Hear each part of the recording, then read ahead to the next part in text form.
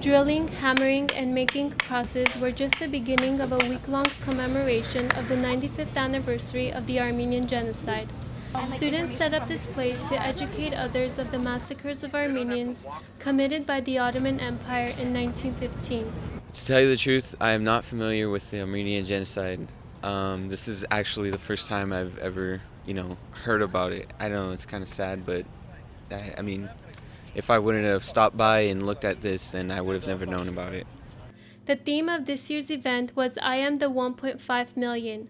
The message behind the theme is that the future generation is the 1.5 million Armenians massacred. Crosses were displayed on the lawn, which represented the Armenians who were murdered during the genocide.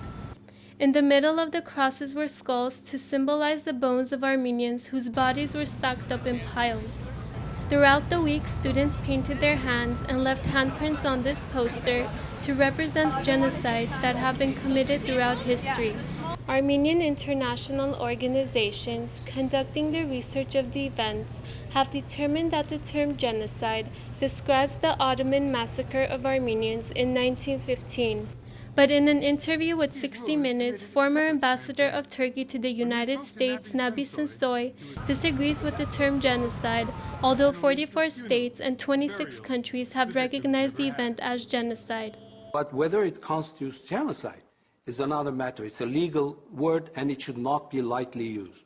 The week ended with a candlelight vigil where Andrew Goldberg explained why the Turkish government has not recognized the Armenian genocide. If Turkey were to admit to some kind of a genocide, that would mean that there's all sorts of legal ramifications for the world, that Armenians could ask for reparations, that Armenians could ask for their homes back, for their land back, for their money back, and it would cast a stain on the global image of Turkey that would put them in the same category as Adolf Hitler.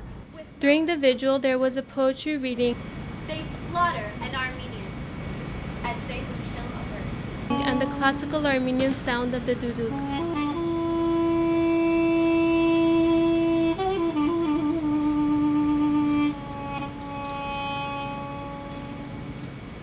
The ceremony ended with the Lord's Prayer sung in Armenian, followed by the lighting of candles.